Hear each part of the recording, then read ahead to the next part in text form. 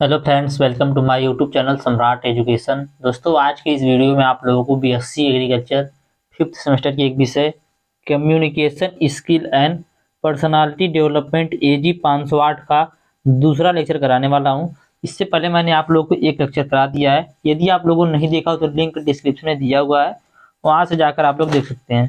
तो चलिए स्टार्ट करते हैं दूसरा लेक्चर, ठीक है, जिसका टाइटल है model and barriers to communication, verbal and non verbal communication. ठीक है, तो मॉडल इसका जो है थोड़ा सा बड़ा है, कई मॉडल है, इसके 6 से 7 मॉडल हैं। तो सभी के बारे में हम लोग जानेंगे। ठीक है, कुछ मॉडल के बारे में भी जान सकते हैं, लेकिन हम लोग सभी मॉडल के बारे में जानेंगे, क्योंकि एग्जाम में कुछ भी पूछ सकता है और मॉडल में से एक क्वेश्चन पूछता है।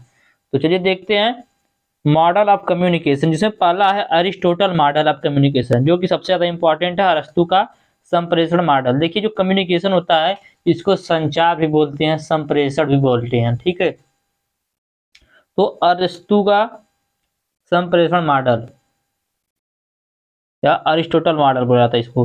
तो अरस्तु संप्रेषण मॉडल पर विचार करने वाले पहले व्यक्ति थे। ठीक है, अरस्तु जो है वह संप्रेषण मॉडल, कम्युनिकेशन मॉडल पर विचार करने वाले पहले व्यक्ति थे।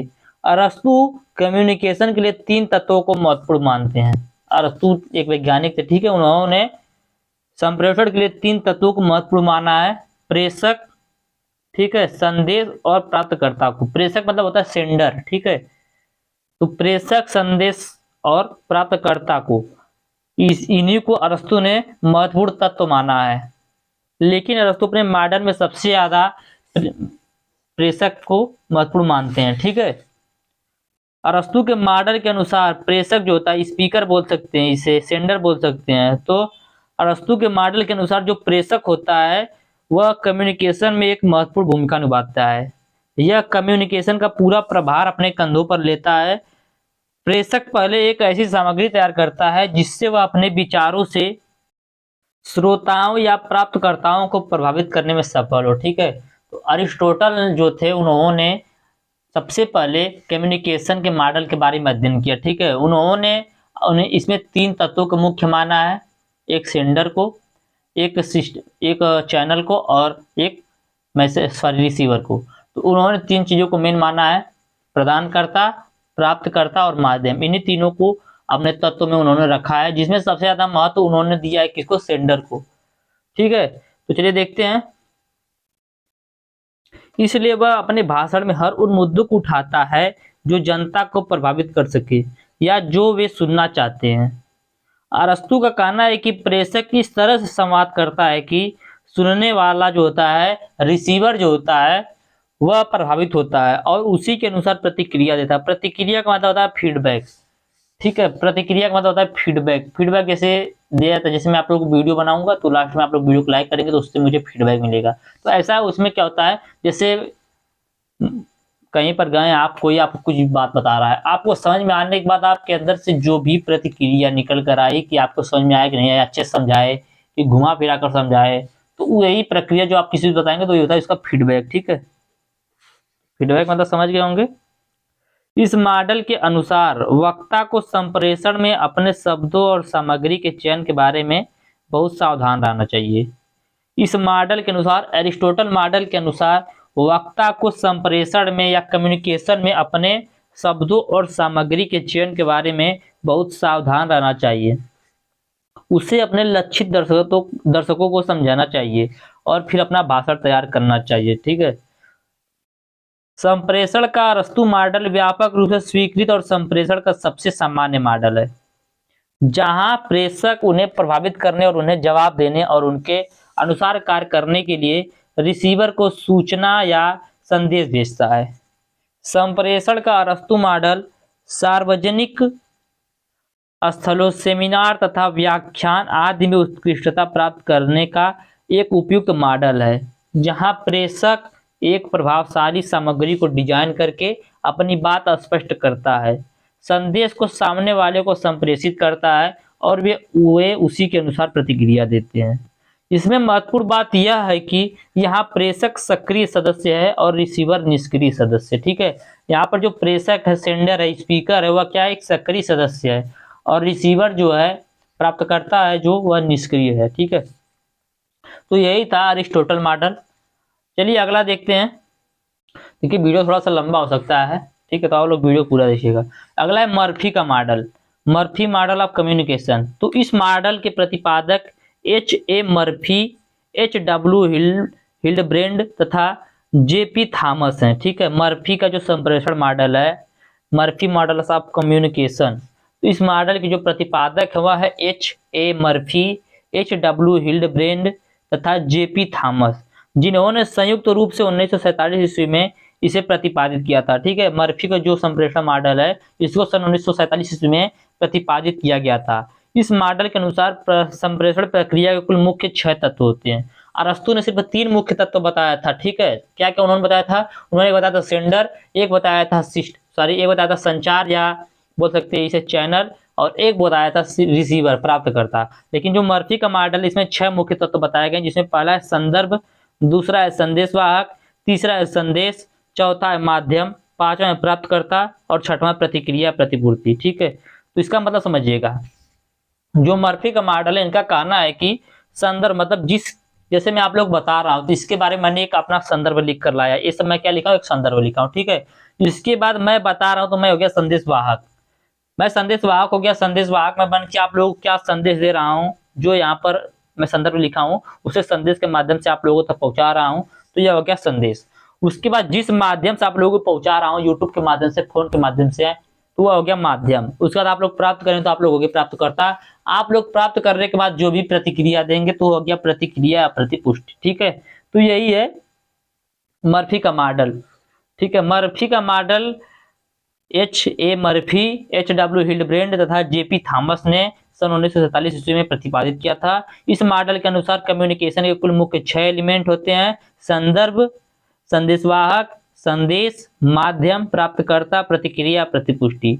इस मॉडल में जो प्रेषक होता है, स्पीकर होता है या सेंडर होता है, देखिए प्रेषक को इंग्लिश में बोलते हैं स्पीकर या सेंडर, ठीक है। तो इस मॉडल में जो स्पीकर होता है एक संदेश को चुनता है तथा उसे संप्रेषित करता है।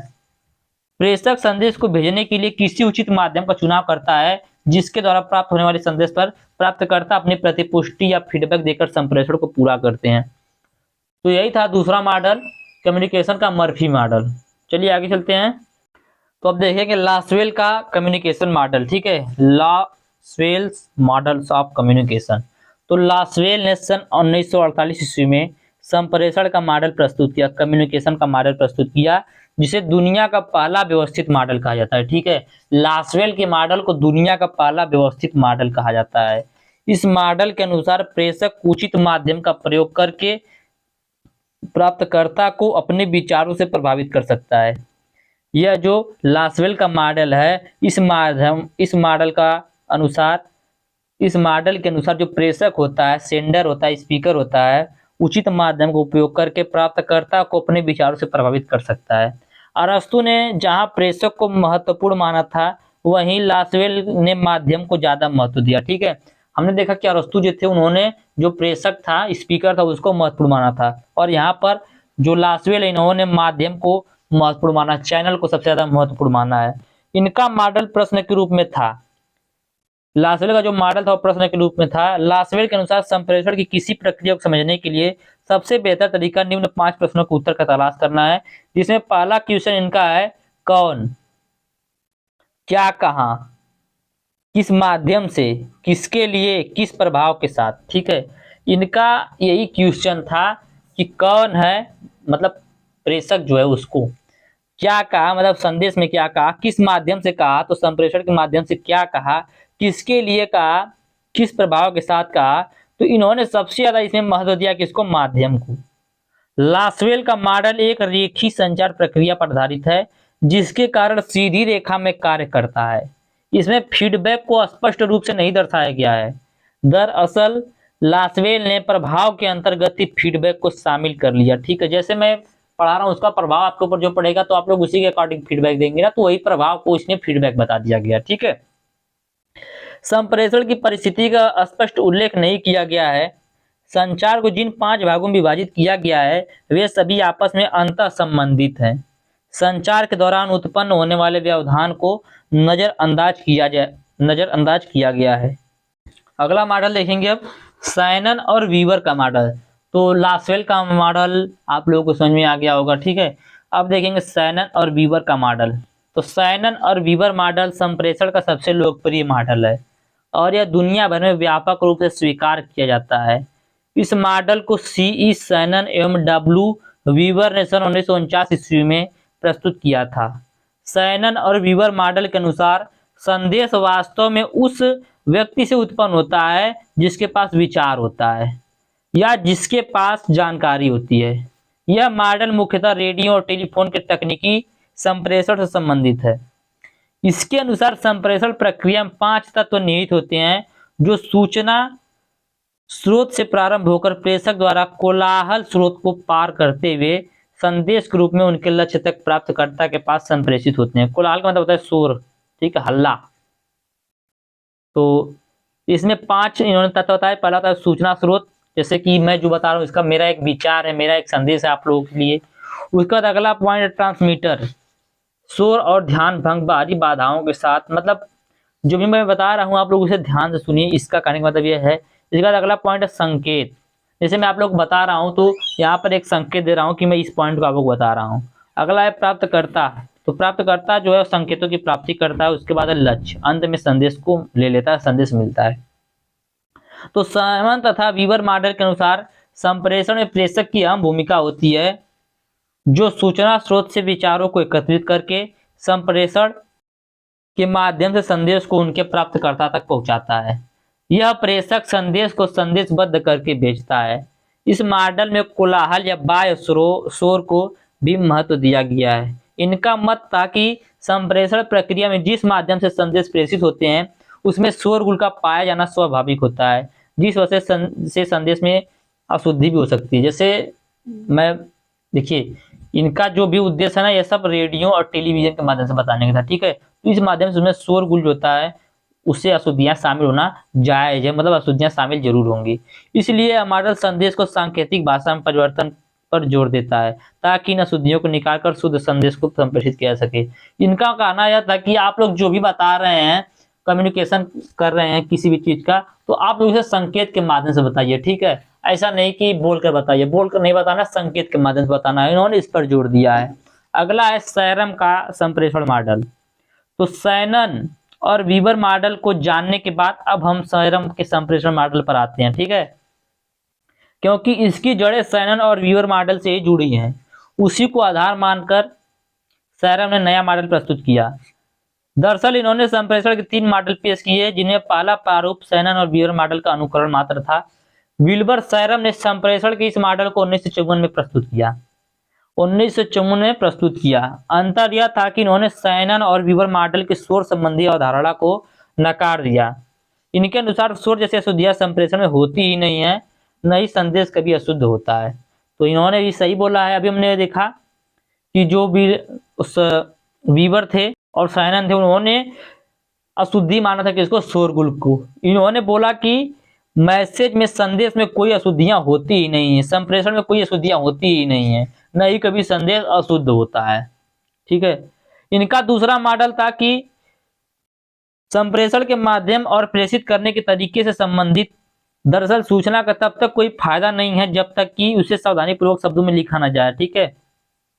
जैसे मैं आप लोगों को यदि बता दूं कि आप लोगों का कल से एग्जाम होने वाला है और आप लोगों को यदि मैं टाइम टेबल ना दिखाऊं तो आप लोग को क्या करेंगे, उस पर ज्यादा ध्यान नहीं देंगे, बोलेंगे कि फेक है। तो उसी प्रकार इसमें बोला गया कि दरअसल सूचना का तब तक कोई फायदा नहीं जब तक कि उसे सावधानी पूर्वक शब्दों में लिखा न जाए और दूसरे तक उचित माध्यम से पहुंचाया न जाए। इस प्रक्रिया में एनकोडिंग एक बहुत महत्वपूर्ण भूमिका निभाता है, क्योंकि यह विचार को सामग्री में परिवर्तित करके संप्रेषण की प्रक्रिया शुरू करता है।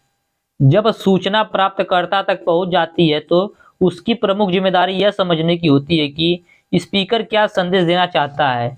जब प्राप्तकर्ता जानकारी को समझने या डिकोड करने में सक्षम नहीं होगा, तब तक प्रेषक क्या संप्रेषित करना चाहता है, संदेश वास्तव में किसी काम का नहीं है। इस प्रकार एनकोडिंग और डिकोडिंग एक प्रभावी संप्रेषण के 2 सबसे महत्वपूर्ण कारक हैं, जिनके बिना कोई जानकारी कभी भी 2 व्यक्तियों के बीच प्रवाहित नहीं हो सकती है। शैनन के मॉडल के अनुसार कोडिंग और डिकोडिंग एक प्रभावी संप्रेषण की 2 आवश्यक प्रक्रियाएं हैं, जिसे उचित माध्यम द्वारा संप्रेषित किया जाना चाहिए, ठीक है। इन्होंने तीसरा मॉडल दिया कि संप्रेषण तब तक अधूरा है जब तक कि प्रेषक प्राप्तकर्ता से प्रतिक्रिया प्राप्त नहीं करता। संप्रेषण जो है, कम्युनिकेशन जो है वह तब तक अधूरा है जब तक प्रेषक जो है वह प्राप्तकर्ता से प्रतिक्रिया प्राप्त नहीं करता। जैसे मैं पढ़ा रहा हूँ, यह तब तक अधूरा है जब तक आप अपना फीडबैक हमें नहीं देंगे, इसीलिए बोलते हैं वीडियो को लाइक कर दिया करिए, ठीक है। कोई भी संप्रेषण जहां प्रेषक को प्रतिक्रिया नहीं मिलती है वह संप्रेषण पूर्ण नहीं होता है और इस प्रकार वह अप्रभावी होता है। इन्होंने प्राप्तकर्ता और उसके द्वारा दिया गया फीडबैक दोनों को महत्व दिया है। सैरम का मत था कि किसी व्यक्ति का ज्ञान, अनुभव और संस्कृति पृष्ठभूमि भी संप्रेषण में महत्वपूर्ण भूमिका निभाते हैं। विभिन्न संस्कृतियों, धर्म या पृष्ठभूमि के व्यक्ति अलग अलग तरीकों से संदेश की व्याख्या करते हैं, जिसे संप्रेषण में इग्नोर नहीं किया जा सकता। जिसमें दिया गया गलत बॉडी मूवमेंट, हाव भाव, चेहरे के भाव और कई अन्य कारकों के कारण कोई भी संदेश विकृत हो सकता है, ठीक है। अब इसके बाद आया बर्लो। तो बर्लो ने संप्रेषण का मॉडल दिया है। उन्होंने क्या दिया कि संप्रेषण का अरस्तु मॉडल स्पीकर को केंद्रीय स्थिति में रखता है, ठीक है। जो प्रेषक, अरस्तु ने बताया कि जो स्पीकर होता है, प्रेषक जो होता है वह मुख्य तत्व है। तो संप्रेषण का अरस्तु मॉडल स्पीकर को केंद्रीय स्थिति में रखता है और सुझाव देता है कि स्पीकर वह है जो संपूर्ण संप्रेषण को चलाता है। वही संप्रेषण का बोर्लो मॉडल बोध क्षमता को महत्व देता है। यह बोध क्षमता का तात्पर्य आंख, नाक, कान आदि इंद्रियों से ज्ञान प्राप्त से है। इस मॉडल के अनुसार प्रेषक संदेश को अपने ज्ञान एवं अनुभव के आधार पर सांकेतिक भाषा में परिवर्तित करता है। उसके बाद किसी भी माध्यम से उसे श्रोता को भेज देता है। उसके बाद प्राप्तकर्ता अपने ज्ञान, विवेक और संस्कृति के अनुसार संदेश को ग्रहण करता है। जैसे कि क्या करेगा, इशारा के माध्यम से संदेश को समझाना, यही होता है। बर्लो का संप्रेषण मॉडल एसएमसीआर मॉडल पर काम करता है, ठीक है। एसएमसीआर मॉडल पर काम करता है। सेंडर मैसेंजर कम्युनिकेशन रिसीवर जिसे बोलते हैं। सेंडर, मैसेंजर या मैसेज, कम्युनिकेशन और रिसीवर। इसको मैं आप लोगों को पढ़ाऊंगा, एग्जाम पूछता है एसएमसीआर मॉडल। तो एसएमसीआर मॉडल में पहला होता है यस, सोर्स, साधन, जिसमें पहला पॉइंट है कम्युनिकेशन स्किल, संप्रेषण कौशल। अगला है मनोवृत्ति, एटीट्यूड, उसका नॉलेज, ठीक है। आपके पास इन सभी का सोर्स होना चाहिए। सामाजिक व्यवस्था, उसका है संस्कृति। इसके बाद अगला पॉइंट है एम, मतलब संदेश, ठीक है। यहाँ पर हिंदी में लिखना था, अंग्रेजी में लिखा गया, ठीक है। तो संदेश या मैसेज, जिसमें पहला सामग्री होनी चाहिए आपके पास, तत्व, इलाज, संरचना और कोड, ठीक है।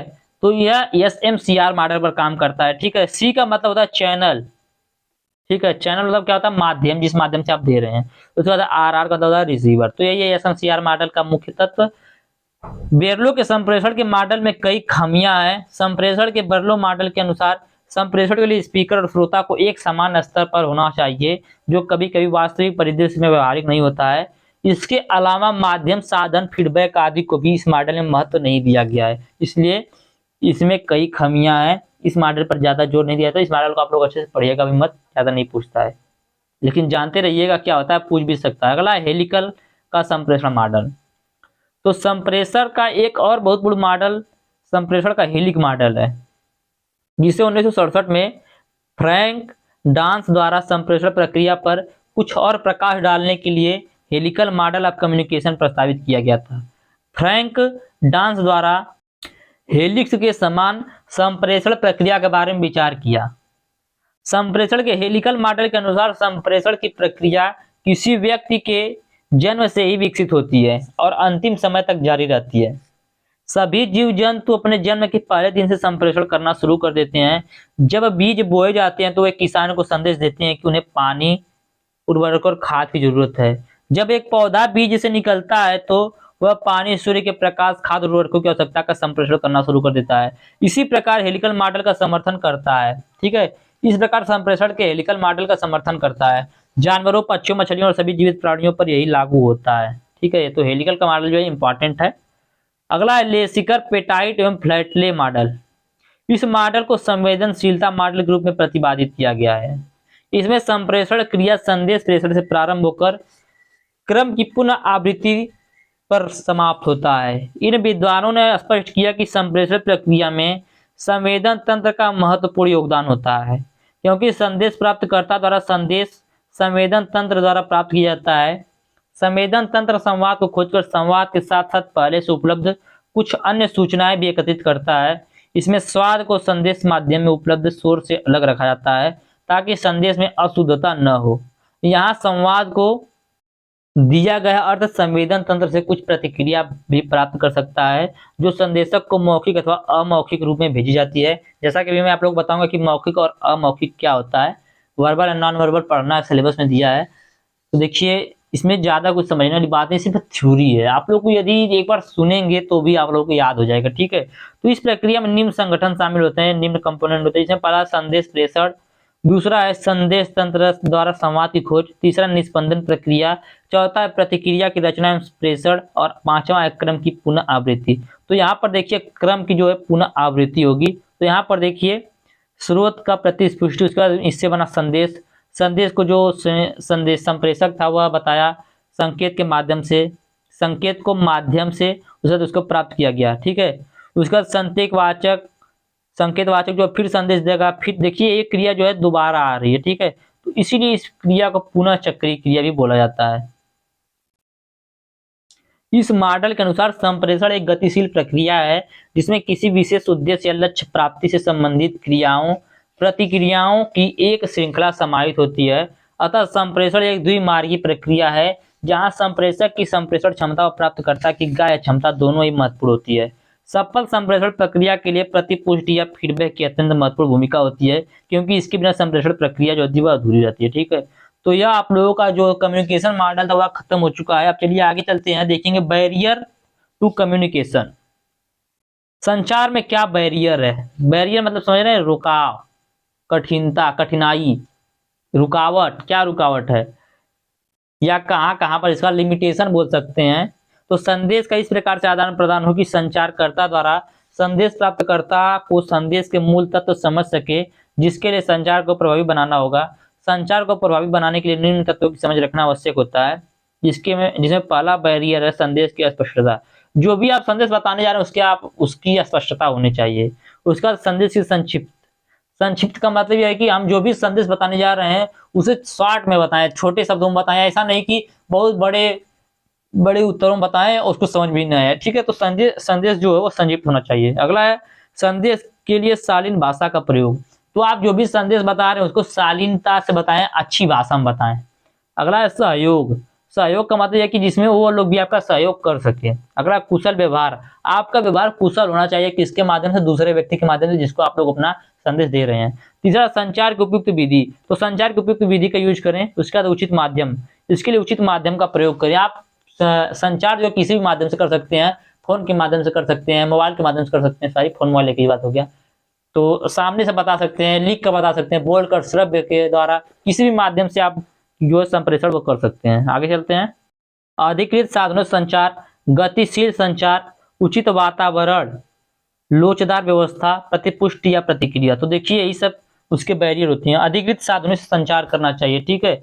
अगला है गतिशील संचार, ऐसा संचार है जो गतिशील हो, नए नए जमाने के जो संचार माध्यम है उसके द्वारा आप लोग संचार करें। उचित वातावरण होना चाहिए उसके लिए, लोचदार व्यवस्था होनी चाहिए, मतलब जैसी व्यवस्था जैसी जनरेशन चले उस प्रकार आपको भी लोचदार होना पड़ेगा, उस तरह आपको भी झुकना पड़ेगा। अगला प्रतिपुष्टि या प्रतिक्रिया, तो सब कुछ सुनने के बाद जो रिसीवर होता है उसको प्रतिक्रिया देनी चाहिए, प्रतिपुष्टि या प्रतिक्रिया देनी चाहिए, ठीक है। तो यही था बैरियर ऑफ कम्युनिकेशन या बैरियर टू कम्युनिकेशन। अब देखेंगे verbal and non verbal communication. तो भाषा का अभाषिक संचार दो प्रमुख तरीके, ठीक है। भाषा और अभाषिक संचार दो प्रमुख तरीके हैं, ठीक है। वर्बल मतलब भाषा और नॉन वर्बल मतलब अभाषिक। तो जिनका उपयोग लोग अपने विचारों, भावनाओं और जानकारी को दूसरों के साथ साझा करने के लिए करते हैं। यह दोनों ही प्रक्रिया संचार के महत्वपूर्ण हिस्से हैं और व्यक्ति के साथ समझने और व्यक्ति की भावना और भाषा के माध्यम से संदेश पहुंचाने में मदद करते हैं। जैसे पहला है वर्बल संचार, वर्बल कम्युनिकेशन। वर्बल संचार उस प्रक्रिया को कहा जाता है जिसमें शब्दों का उपयोग करके जानकारी को साझा किया जाता है। वर्बल कम्युनिकेशन जो होता है इसमें शब्दों को लिखकर शब्दों के द्वारा जो है उसको जानकारी को साझा किया जाता है। इसमें मौखिक भाषा का उपयोग होता है, ठीक है, जैसे कि बोली जाने वाली भाषा। वर्बल संचार की तरफ बोले जाने वाले शब्दों के तौर पर भाषा की उच्चतम मान्यता होती है और यह स्पष्टता और आकलन करने की क्षमता प्रदान करती है। सीधे बात में समझिएगा, वर्बल संचार उस प्रक्रिया को कहते हैं जिसमें शब्दों का उपयोग करके जानकारी को साझा किया जाता है। आगे देखते हैं। वर्बल कम्युनिकेशन में व्यक्ति की आवाज, उच्चारण, भाषा और चयन, बोलने की गति भी महत्वपूर्ण होती है। इसका अर्थ है अभाषिक संचार, नॉन वर्बल कम्युनिकेशन। तो नॉन वर्बल कम्युनिकेशन या अभाषिक संचार वह प्रक्रिया है जिसमें शब्दों के बिना ही संदेश पहुंचाया जाता है। ठीक है।